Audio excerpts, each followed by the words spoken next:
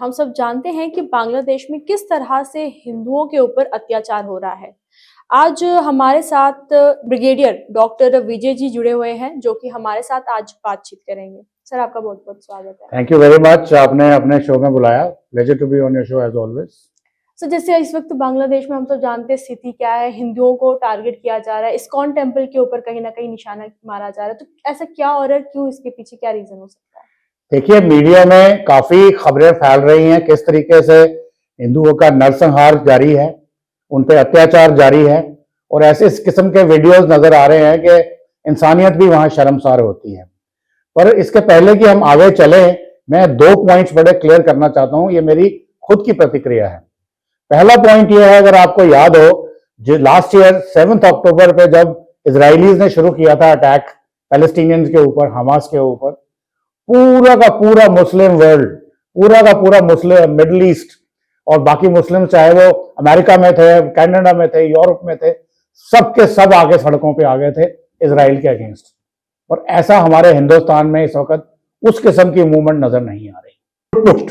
Sporadic reactions हैं, मगर खुल के कोई हिंदुओं के समर्थन में नहीं आ रहा। ये बहुत ही, मैं कहूंगा, शर्मनाक बात है। एक तो इसके लिए पहली बात। दूसरी, नंबर 2 बात ये ना, अगर आपको याद हो कि 71 में हमने कैसे इनको लिबरेट कराया था बांग्लादेश को, और उस वक्त मुजीबुर रहमान की जो गवर्नमेंट थी उसको हमने इंस्टॉल कराया था, जो अवामी लीग या शेख हसीना जो अभी जिनको डिपोज कर दिया गया है। उसके अलग से एक और पार्टी थी जो शायद पाकिस्तान के समर्थन में थी, और वो शेख हसीना या उनकी पार्टी के अगेंस्ट थी, और वो थे बीएनपी, बांग्लादेश नेशनलिस्ट पार्टी, जिसके पहले डिक्टेटर थे उनके जनरल साहब थे, बाद में उनकी शेख हसीना, सॉरी करेक्शन, खालिदा जिया जो बाद में बनी, जो उनकी आज इस वक्त हेल्थ ठीक नहीं है। तो हमारे को अभी तक यही पूरी दुनिया में मालूम था कि बांग्लादेश में 2 पार्टीज हैं, एक पावर में आती है, दूसरी नहीं होती है। तो एक इंडिया के समर्थन में है, एक अगेंस्ट है, एक सेक्युलर है और एक राइटिस्ट है, बिल्कुल कट्टरपंथी है। परंतु अब अगर आप देखें कि इस वक्त खालिदा जिया की तबीयत ठीक नहीं है और उनकी पार्टी का कुछ ज्यादा कोई नजर भी नहीं आ रहा है, तो ये तीसरी पार्टी कहां से आ गई है, ये देखना बहुत जरूरी है। ये थर्ड जो फ्रंट है, जिसको शायद मोहम्मद यूनुस लीड कर रहे हैं, ये कहां से आई है? ये मोहम्मद यूनुस हैं कौन? बताया जाता है कि बांग्लादेश के अर्थशास्त्री हैं, इनको नोबेल प्राइज मिला हुआ है, परंतु हम ये भी जानते हैं कि मोहम्मद यूनुस एक गुड्डी हैं, एक डमी हैं, जिनको George Soros, deep state America, CIA या ऐसे ऐसे जो उद्योगपति हैं दुनिया के बड़े बड़े, जो कंट्रोल करते हैं वर्ल्ड में कौन कहां पे गद्दी पे बैठेगा, ताकि उनके बिजनेस इंटरेस्ट देखे जाएं, आर्म्स वर्ल्ड, फार्मा लॉबी, ये जो एक डीप स्टेट है अमेरिका के अंदर, ये उनका बंदा है। इस आदमी में ऐसी क्या खास बात थी कि उसको नोबेल प्राइज दे दिया गया? बोला गया कि बांग्लादेश जैसे गरीब देश में इन्होंने माइक्रो फाइनेंस की एक मुहिम चलाई है और उसमें गरीबों को बहुत फायदा हुआ है। ऐसा कुछ नहीं है। इसको अगर आप विश्लेषण करेंगे तो आपको पता चलेगा कि सारी की सारी फंडिंग सीआईए की थी, डॉलर्स की। That is how this movement succeeded and that is how he was given a Nobel prize.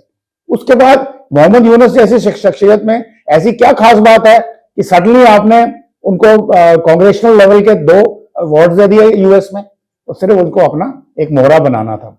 और शेख हसीना से गलती ये हो गई कि उन्होंने जो एजिटेशन थी, जो फॉल्ट लाइन्स थी, उनको एक्सप्लॉइट किया गया, उनसे ठीक तरीके से हैंडल नहीं हुआ। एज ए रिजल्ट उनको वहां से भागना पड़ा।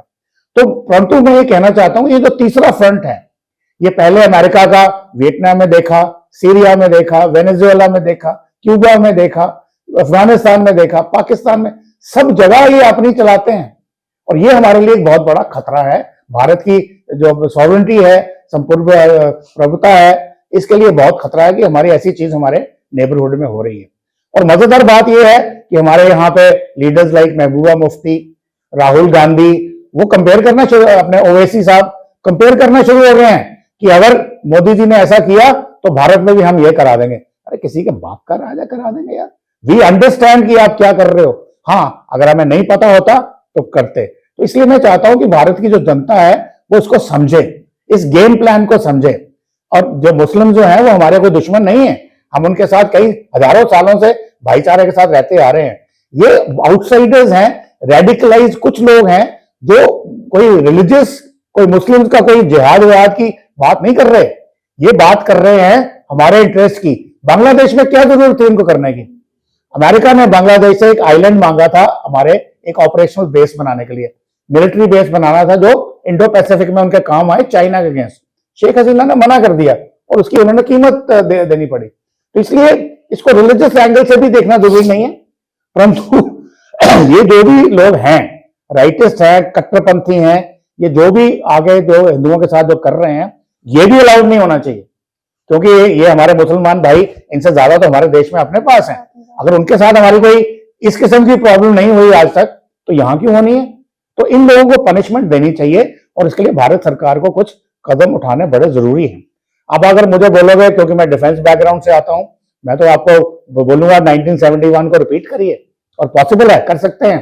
पहले 71 में अगर किया है तो आज तो हमारी ताकत बहुत ज्यादा है, परंतु आज जो हमारा विश्व में जो हमारा एक अस्तित्व बना है, जो मोदी जी ने हमारी इशू बनाई है, इमेज बनाई है, हम एक विश्वव्यापी उभरती हुई व्यवस्था है, तो बहुत जल्दी हम भी सुपर पावर बनेंगे। तो उसमें हमें थोड़ा रिस्पॉन्सिबली एक्ट करना है, हम वैसा नहीं कर सकते। परंतु देखिए, अगर आपने देखा होगा, सीरिया में ट्रैवल शुरू हुआ है एक हफ्ता पहले, और already United nation security council के अंदर इमरजेंसी मीटिंग्स हो रही हैं उसके बारे में।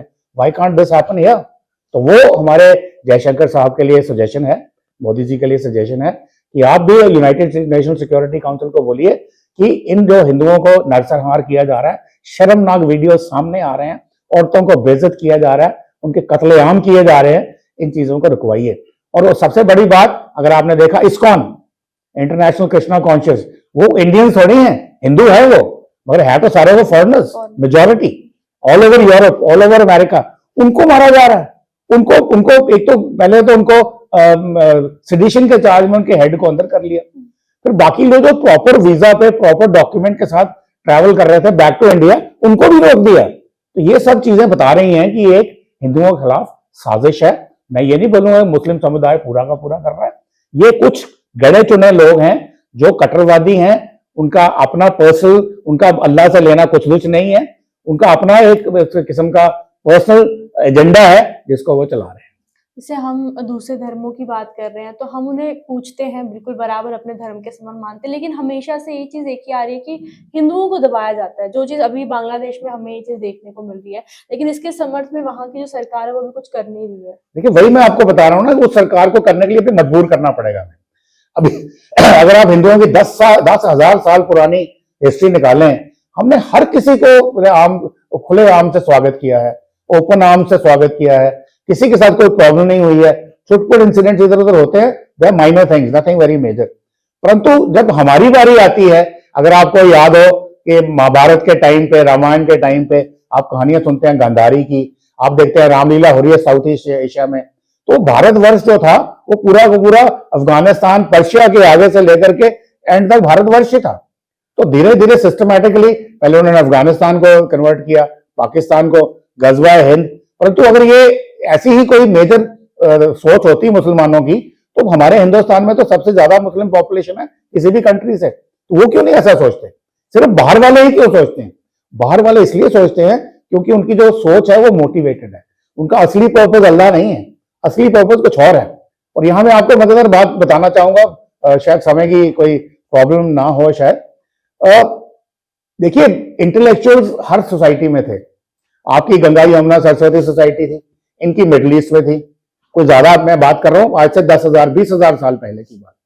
तो अगर उनके जो इंटेलेक्चुअल्स थे, उन्होंने सबने ये जब सोचा, विचार किया, जैसे आपके ऋषि मुनि थे जो तपस्या में स्टडी करते थे।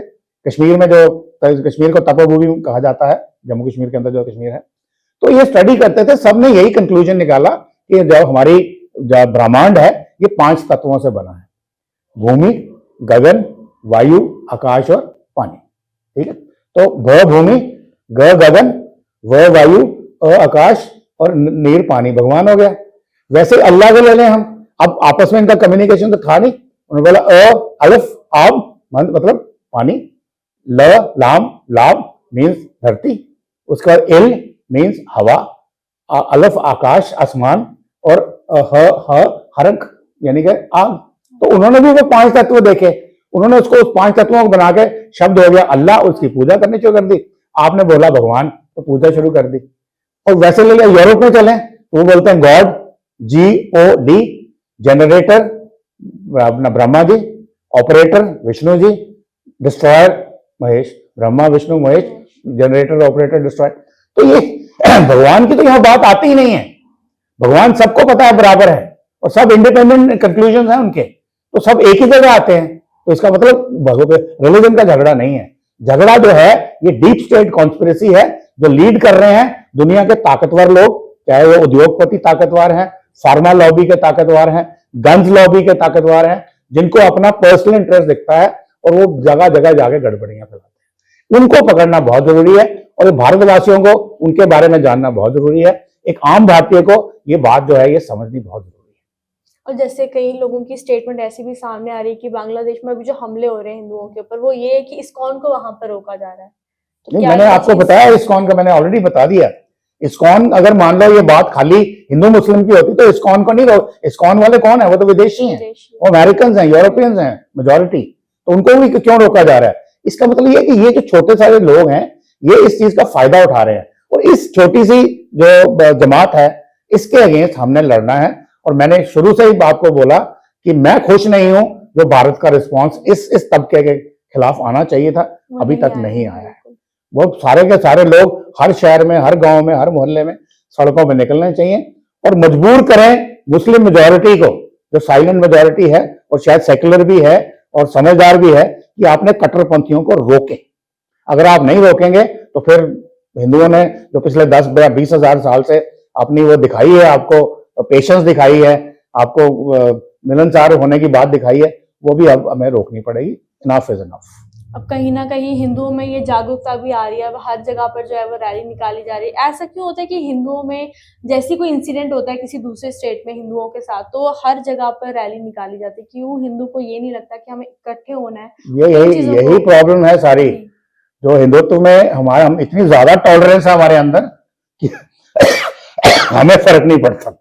पर मैं बताता हूँ, टेररिज्म एक ऐसी चीज है, अगर आपके शहर में कहीं बम ब्लास्ट होता है 4 बंदे मर सकते हैं, तो वो कल को बम ब्लास्ट आपके घर में भी हो सकता है। इसलिए ये मत सोचिए कि मेरी रिस्पॉन्सिबिलिटी नहीं है। आप इकट्ठे आइए, मिल करके एक मुहिम बनाइए, कैंपेन तैयार करिए और इसके अगेंस्ट लड़िए और उसको लीगल मीन से लड़िए। ये नहीं कि आप हथियार कानून अपने हाथ में नहीं लेना, लीगल मीन से लड़िए एंड एक रिस्पॉन्सिबल आदमी की तरफ से इस प्रॉब्लम को सॉर्ट आउट करिए। धन्यवाद, आपने अपनी जानकारी दी और इस तरह से वीडियोस के लिए हमारे साथ बने रहिए और देखते रहिए छे के बाद। थैंक यू वेरी मच, धन्यवाद बहुत बहुत।